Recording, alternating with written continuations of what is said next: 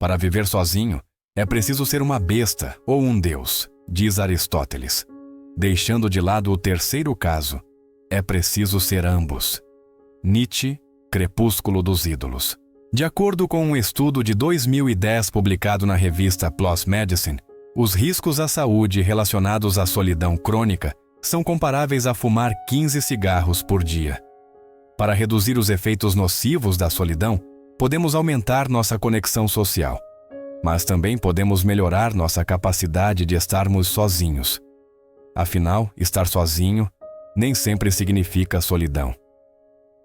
Refletindo sobre seu tempo solitário em Walden Pond, o filósofo Henry David Thoreau afirmou: "Eu nunca estou solitário aqui. Nunca encontrei um companheiro tão companheiro quanto a solidão." Henry David Thoreau, Walden. Neste vídeo, analisamos as virtudes da solitude e explicamos por que, ao contrário da solidão, a solitude não só não prejudica a saúde, como também estimula o desenvolvimento pessoal. Proporciona uma liberdade incomparável, cura vários problemas de saúde mental e é essencial para a construção de um grande caráter. Solidão é uma coisa, solitude é outra. Você já aprendeu isso, agora. Nietzsche, assim falou Zaratustra. No livro Solitude, A Philosophical Encounter, o filósofo Philip Koch define solitude como um período de experiência desvinculado de outras pessoas em percepção, pensamento, emoção e ação. A solitude é simplesmente um mundo experiencial no qual outras pessoas estão ausentes. Isso é suficiente para a solitude. Isso é constante em todas as solidões. Diversas figuras históricas de destaque alcançaram seu status lendário ao usufruírem dos benefícios da solitude. Os 40 dias e noites que Jesus passou enfrentando o diabo no deserto foram cruciais para sua elevação espiritual. Lao Tse, Buda e Moisés encontraram na solitude as visões morais que guiaram suas vidas.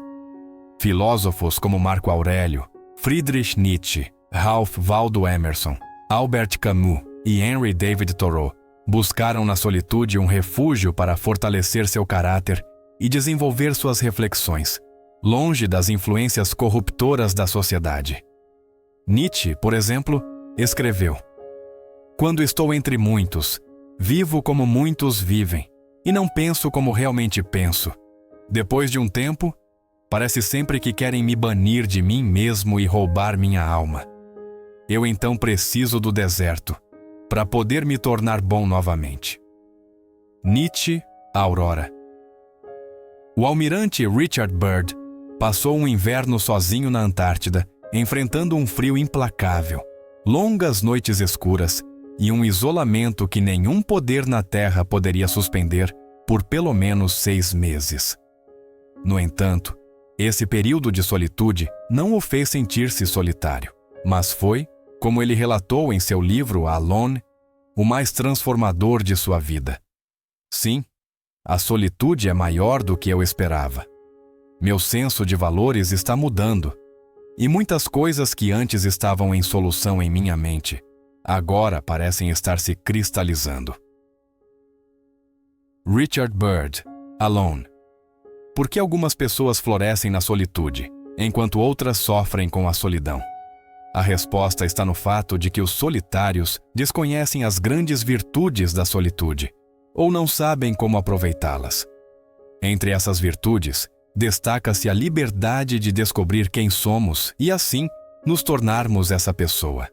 Como o filósofo Arthur Schopenhauer apontou, um homem só pode ser ele mesmo enquanto estiver sozinho.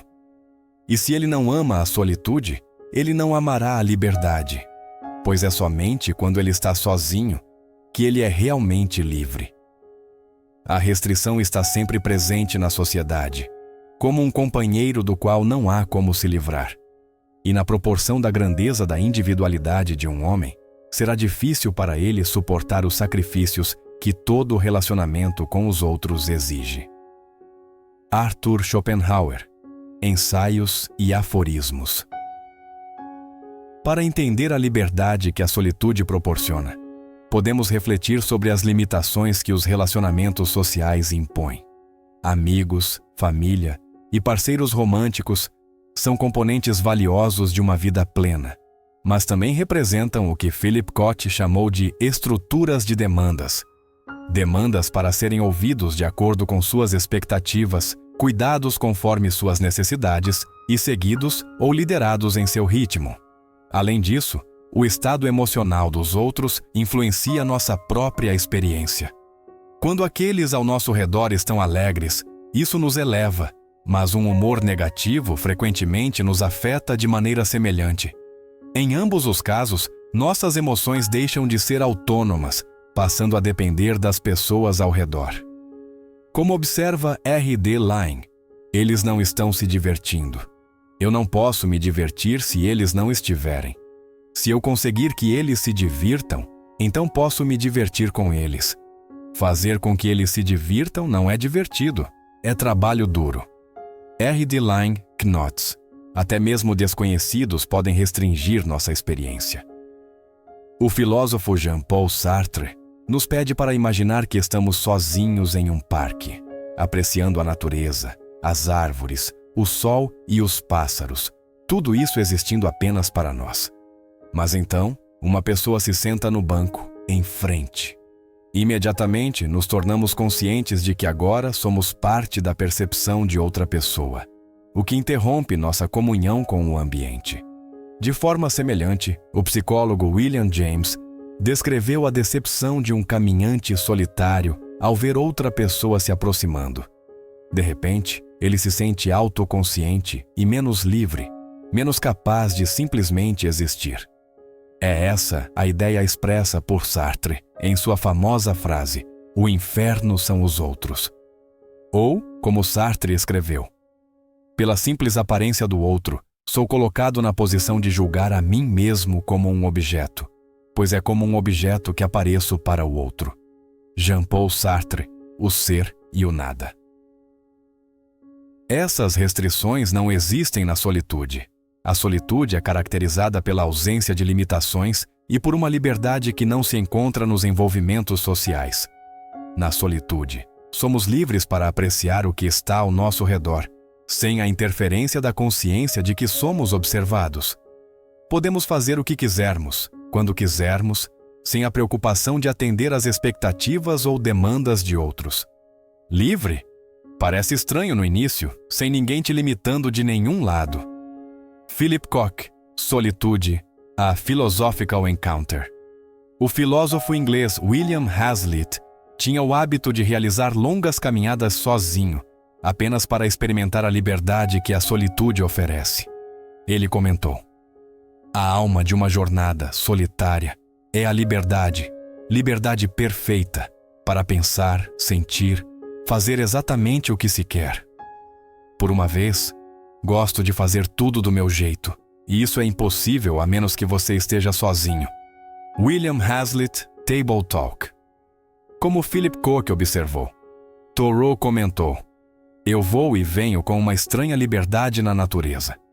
Isso é verdade, mas por quê?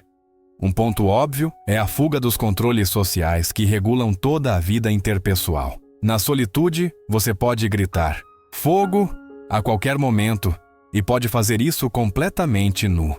Certamente, a liberdade de movimento é uma metáfora universal para a liberdade espiritual da solitude, onde nossos espíritos vagueiam, saltam ou voam. Philip Koch, Solitude, A Philosophical Encounter. A liberdade oferecida pela solitude é valiosa não apenas por si só, mas também como um caminho para a autodescoberta e o crescimento pessoal. Quando estamos sozinhos, livres das restrições sociais que limitam nossa experiência, podemos nos engajar no que Philip Koch chamou de sintonia com o eu. Ele descreveu essa sintonia como o fluxo livre de pensamentos, desejos e emoções, sem a sensação de censura ou controle, permitindo um acesso fluido às suas origens. Philip Koch, Solitude, A Philosophical Encounter. Estar abertos a essa gama completa de emoções, pensamentos e desejos nos reconecta com partes de nós mesmos, que muitas vezes estão escondidas sob as máscaras sociais que usamos na presença de outros. Mas, na solitude, podemos remover essas máscaras, pois não há ninguém para ouvir ou responder, exceto nossa própria consciência. Após o fim de um relacionamento difícil, a escritora May Sarton passou um período em solitude total e escreveu em Journal of a Solitude: "Começo a ter indícios agora de um retorno a algum eu profundo que esteve muito absorvido e muito ferido para funcionar por muito tempo." May Sarton, Journal of a Solitude. O filósofo americano Thomas Merton também refletiu sobre isso em The Silent Life. Nem todos os homens são chamados a serem eremitas, mas todos os homens precisam de silêncio e solitude suficientes em suas vidas, para que a profunda voz interior do seu verdadeiro eu seja ouvida pelo menos ocasionalmente. Quando essa voz interior não é ouvida, a vida é sempre miserável e exaustiva. Se o homem está constantemente exilado de sua própria casa, trancado fora de sua própria solitude espiritual, ele deixa de ser uma pessoa verdadeira. Ele não vive mais como um homem. Thomas Merton, The Silent Life. Entretanto, as vozes que ouvimos na solitude nem sempre são agradáveis. Às vezes, a sintonia com o eu envolve revisitar traumas passados, trazendo à tona emoções dolorosas, medos e ansiedades que evitamos ao nos perdermos nas distrações do mundo social. Esse estado de sintonia interior nem sempre é alegre ou sereno. Às vezes, envolve sentir com uma intensidade devastadora os conflitos, as raivas, as insinuações de mortalidade que temos tentado negar. Anseios, raivas, ciúmes, dependências e distanciamentos podem ser vividos com segurança quando as pessoas em quem poderíamos erroneamente, ou perigosamente, ou tolamente, descarregá-los estão ausentes. Philip Koch, Solitude. A Philosophical Encounter. Embora os conflitos e emoções que emergem na solitude possam ser dolorosos, eles nos oferecem a oportunidade de enfrentá-los conscientemente. Se aproveitarmos essa chance para nos sentarmos em silêncio e permitirmos que nossas ansiedades e sentimentos dolorosos nos invadam, podemos processá-los, resolvê-los e, assim, curar os problemas de saúde mental que estavam latentes. Como Albert Camus observou, quando um homem aprendeu, e não na teoria, como permanecer sozinho com seu sofrimento, como superar seu desejo de fugir, então ele tem pouco mais a aprender. Albert Camus, Notebooks 1935 a 1951. O poder de cura da solitude não é um exagero. O médico japonês Shoma Morita desenvolveu uma forma de psicoterapia inspirada nos princípios do Zen budismo, que rejeita intervenções terapêuticas e farmacêuticas, oferecendo ao paciente um ambiente de solitude, onde ele é forçado a confrontar o sofrimento que tem evitado. Como Ilsa Weiff descreve, ao chegar ao hospital, o paciente neurótico deve ter repouso absoluto na cama por até uma semana. Durante esse tempo, ele não tem permissão para se associar com ninguém. Ele não pode ler ou escrever, fumar, telefonar, ouvir rádio ou assistir à televisão.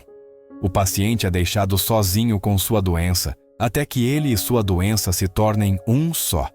Ele deve aceitar sua doença em completa solitude. Ilsa Weiff, Hermits and Recluses. Culturas antigas reconheciam amplamente os benefícios da solitude, e em algumas delas, ela era até mais valorizada do que a sociabilidade. Entre os índios Tarahumara da Serra Madre, no México, o professor J. Ralph Aldi observou quase um culto à solitude. Ele continuou: um menino de 6 anos pode pegar sua ração de pinole, milho moído em pó, e desaparecer com as ovelhas por 1 ou 2 semanas sem ver uma única outra pessoa antes de voltar. Esses índios estão tão acostumados a levar vidas solitárias que se sentem constrangidos e perdidos quando são chamados para conversar com outros.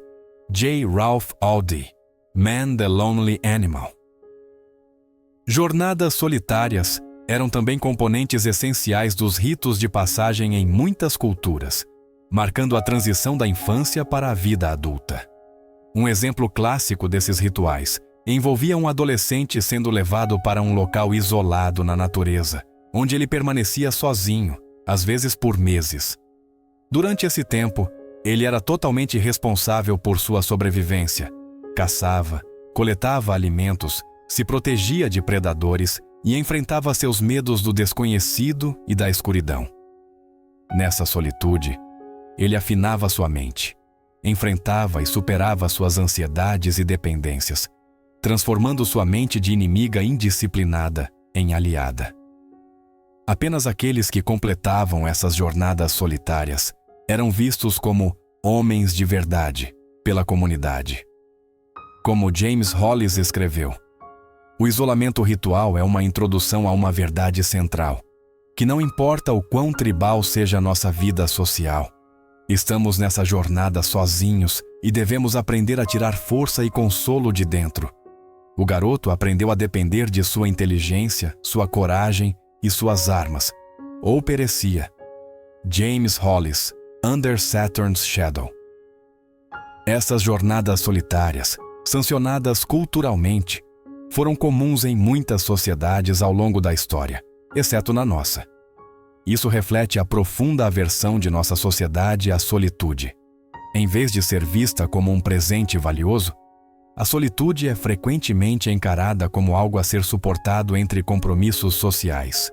Ou, pior ainda, como algo a ser evitado. Quando não estamos na companhia de outros, muitos de nós recorrem a telas para nos distrair da solidão e das vozes interiores que poderíamos ouvir no silêncio. Talvez essa fuga coletiva da solitude explique o aumento de doenças mentais e da fragilidade emocional que parecem se tornar cada vez mais comuns. Como observou o filósofo Blaise Pascal, todos os problemas da humanidade vêm da incapacidade do homem de sentar-se quieto e sozinho em um quarto. Blaise Pascal, Pincés.